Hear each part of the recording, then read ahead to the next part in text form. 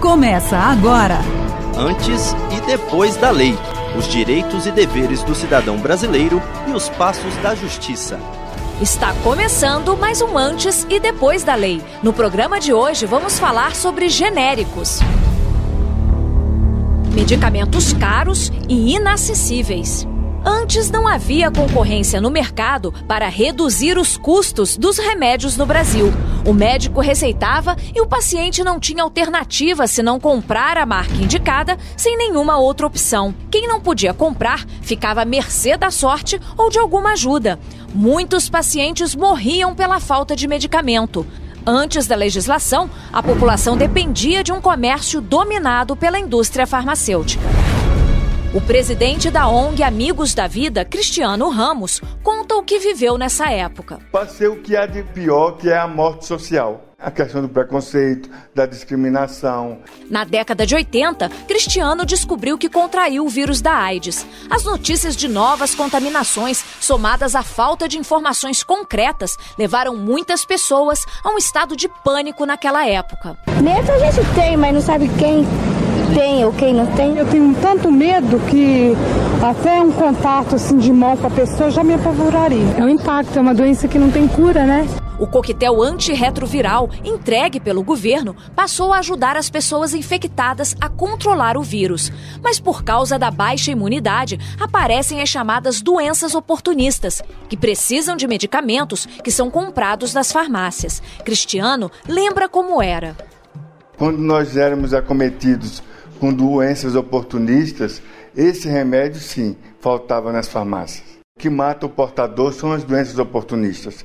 E naquele momento era fundamental que as pessoas, sobretudo as menos favorecidas, tivessem acesso aos medicamentos das intercorrências oportunistas. Eu cheguei a gastar em torno de R$4.000 por mês. Eu tive uma infecção oportunista gravíssima na época, onde cada ampola do remédio era R$1.500. Em 1971, o mercado para a produção de cópias de remédios patenteados em outros países foi aberto para os laboratórios nacionais. Situação que durou até 1976, quando foi criada a Lei 6.360, que colocou esses medicamentos sob controle da vigilância sanitária. A partir daí, a indústria farmacêutica foi autorizada a registrar produtos similares ao medicamento inovador ou original. Bruno Humbauer, do Hospital Universitário de Brasília, explica como acontecia.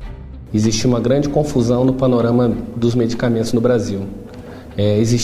Sempre existiram os medicamentos de referência, que eram lançados inovadores pelo laboratório, e os outros laboratórios lançavam medicamentos também de marca, que eram ditos similares. Eles diziam-se aproximados desse remédio de referência. O problema é que, pela legislação antiga, não existia nenhuma exigência de que esses medicamentos similares antigos fossem equivalentes aos medicamentos de referência. Na época, o consumidor não sabia o que fazer quando apresentava na farmácia uma receita com medicamentos de marca. E na falta deles, o farmacêutico oferecia remédios similares. A maioria da população não sabia a diferença de um medicamento para o outro. Mas em 1983 vieram as primeiras mudanças. Se tornou obrigatória a impressão, a marca comercial, o nome fantasia ou marca registrada e também o nome genérico da substância ativa nas embalagens dos medicamentos. Carlos Gadelha, do Ministério da Saúde, explica como aconteceu esse avanço. Você dá o primeiro passo para que o consumidor esteja melhor informado sobre o que ele está comprando. Qual é o princípio ativo? Qual é aquele antibiótico que o médico receitou para ele, às vezes com nome de marca, mas que ele pergunta, doutor, o princípio ativo ou o que faz o efeito, eu posso trocar por outro antibiótico que o preço está metade e tem a mesma eficácia terapêutica? A partir daquele momento, na caixa do produto, ele já podia ver, olha, este produto é o mesmo produto desse outro daqui. Em 1996, foi aprovada a Lei de Patentes, que não autorizava a cópia de medicamentos cuja patente ainda não havia vencido. Mas como já existiam patentes com mais de 20 anos, veio a ideia de comercializar cópias desses medicamentos em uma embalagem padronizada com uma tarja amarela e um grande G de genérico. Permite florescer uma indústria nacional que tinha morrido. Então, a partir deste momento, uma indústria que nos anos 90 foi muito prejudicada, teve uma abertura comercial muito abrupta, ela começa a renascer com base nesses medicamentos de menor preço e de qualidade igual, que são os medicamentos genéricos. E para muitos soropositivos como o Cristiano, os genéricos mudaram muitas histórias de vidas. É um marco na medida em que essa quebra baixou o custo dos remédios, não só do coquetel, mas das doenças oportunistas. Então, permitiu um acesso maior da classe menos favorecida a esses medicamentos quando eles faltavam e quando eles faltam na farmácia pública, na farmácia do governo. É um marco na história da AIDS. O Antes e Depois da Lei é um hiperprograma. Baixe agora o aplicativo pelo QR Code e tenha acesso às entrevistas na íntegra, às leis abordadas no programa e também conteúdos interativos. Você está ouvindo o Antes e Depois da Lei. Agora vamos para um breve intervalo. 9 de fevereiro, o Superior Tribunal de Justiça realiza audiência pública para discutir a correção monetária do seguro obrigatório DPVAT. A iniciativa é do ministro Paulo de Tarso Sanseverino. Interessados em participar como expositores têm até às 8 horas da noite da próxima quarta-feira, dia 4 de fevereiro, para fazer a inscrição pelo e-mail dpvat@stj.jus.br. Participe! STJ, o Tribunal da Cidadania. Eu sou Cristiane Meirelles e você está ouvindo o Antes e Depois da Lei, programa que mostra os avanços do Brasil por meio das decisões da Justiça brasileira. Com a criação da Lei dos Genéricos em 1999, a população passou a ter acesso a remédios mais baratos. E com isso, os brasileiros ganharam em qualidade e expectativa de vida. O especialista em direito de saúde, Luiz Moreira, contou como aconteceu. O que motivou foi pressão exatamente dos órgãos de defesa do consumidor e dos próprios consumidores que não aguentavam mais ter acesso a medicamento de referência, os conhecidos medicamentos de marca. Os preços estavam muito elevados e aí começou a haver uma pressão em cima do próprio legislativo, dos órgãos de defesa do consumidor, no sentido de levar ao governo propostas para quebrar as chamadas patentes, ou seja, o direito de exclusividade que aqueles grandes laboratórios tinham sobre os medicamentos de marca. O especialista em saúde ainda explicou que se antes da lei o consumidor era refém dos grandes laboratórios, com a lei dos genéricos, isso mudou. Se ela tinha condição financeira de pagar por aquele medicamento, ele pagava. Se ela não tinha condição, ela tentava buscar junto ao governo e quando não havia disponibilidade de medicamento, ela ficava sem o medicamento, infelizmente. Então, o medicamento genérico ele veio exatamente para possibilitar a maior parte da população que não tem renda suficiente para pagar, que vive de uma aposentadoria, de uma pensão, né, a possibilidade de ter acesso a um medicamento cujo princípio ativo é o mesmo do medicamento de marca e que garante eficácia, segurança e qualidade. Carlos da Silva percebeu muito bem essa diferença. Ele sofre de pressão alta, tem intolerância a carboidrato e o ácido úrico elevado, o que o obriga a tomar 3 tipos de remédios por dia. A diferença de preço no final do mês entre o de marca e o genérico é grande. É 50% pelo menos. A gente sentiu essa diferença já há muito tempo e optou por isso. O Programa de Medicamentos Genéricos foi decretado pela Lei 9.787 em 1999 e 4 anos depois já estavam disponíveis mais de 4.000 medicamentos, abrangendo as principais classes terapêuticas, atendendo a mais de 60% das necessidades de prescrições médicas.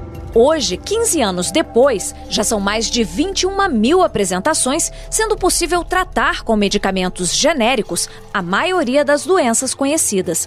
O diretor da Vigilância Sanitária do Distrito Federal, Manuel Neto, explica como se dá a comercialização e fiscalização desses medicamentos. Aqui no Brasil, tanto a Anvisa quanto as vigilâncias sanitárias estaduais e municipais, incluindo a do Distrito Federal, ela fiscaliza as indústrias, que são os laboratórios da produção daquele medicamento, as distribuidoras, as drogarias, as farmácias hospitalares, as farmácias de manipulação e os postos de medicamentos. Então, assim, há um olhar da vigilância sanitária, das Visas, sobre toda essa cadeia de produção e comercialização de medicamentos. Absolutamente seguros e eficazes, além de mais baratos que os chamados medicamentos inovadores, os genéricos ao longo destes anos trouxeram uma nova realidade para os consumidores do país, principalmente no que diz respeito à qualidade. A preocupação é manter a confiança em relação aos produtos. A gente tem um programa de verificação de medicamentos que já existe há algum tempo, ele está sendo fortalecido a partir desse ano para o ano que vem. A gente vai pactuar e aí tenta fazer uma coleta desses produtos no mercado, tanto do genérico, quanto do de referência, quanto do de similar, para ver se esse produto está dentro das especificações de produção. Ver se o ensaio de estabilidade dele está ok, se o princípio ativo que deve chegar ao consumidor está dentro dos padrões necessários, a biodisponibilidade daquele produto é eficiente, a vida de prateleira, ou seja, o prazo de validade é respeitado. Então, assim, todas essas nuances, todos esses requisitos sanitários estão sendo obedecidos. Apesar de todo esse controle, o Dr. Marcos Santos, chefe do setor de oncologia do Hospital Universitário de Brasília, explica que alguns pacientes ainda acreditam que os remédios de marca, por serem mais caros, são melhores que os genéricos. Quando a gente está falando da medicina privada, a demanda por um tratamento mais caro e culturalmente entendido como mais efetivo é sem dúvida mais prevalente. Aquela pessoa pensa que pagou o plano a vida toda, então ela tem direito a receber um tratamento um pouco mais caro, que seria, segundo esse entendimento, mais eficiente. Mas o doutor alerta, na hora de receber a prescrição do medicamento, o paciente tem direito de pedir o genérico, seja no atendimento público ou particular. Quando a gente está no serviço público, o médico tem um salário fixo que não varia de acordo com o remédio que ele prescreve. O que não é verdade no setor privado. No setor privado, no caso da oncologia, muitas vezes a remuneração do médico está ligada diretamente à prescrição da droga, ou seja, aquele médico vai ganhar mais ou menos de acordo com o preço da medicação, e muitas vezes existe também uma coisa que as pessoas têm que saber e muitas vezes não estão informadas, que se chama remuneração indireta. O médico vai para congresso, o médico tem patrocínios que podem influenciar ele a passar a ideia para o paciente de que aquele remédio é melhor. O médico pode ser um assalariado da indústria farmacêutica. Não tem problema nenhum nisso. Isso é uma coisa absolutamente aceitável. Eu mesmo faço pesquisa que é patrocinada pela indústria farmacêutica, mas o paciente tem o direito de saber que eu eventualmente sou ou não patrocinado pela indústria farmacêutica. Isso no contexto privado. Sempre indico o genérico. Uma vez que o genérico esteja disponível, a gente sempre indica o genérico. Esse foi o Antes e Depois da Lei sobre genéricos. O Antes e Depois da Lei é um hiperprograma. Baixe agora o aplicativo pelo QR Code e tenha acesso às entrevistas na íntegra, às leis abordadas no programa e também conteúdos interativos. Participe do programa. Mande seu e-mail sobre a lei que você gostaria de entender melhor. O endereço é antesedepoisdalei@stj.jus.br. Eu espero a sua sugestão. Semana que vem a gente está de volta. Obrigada pela sua companhia e até o próximo Antes e Depois da Lei.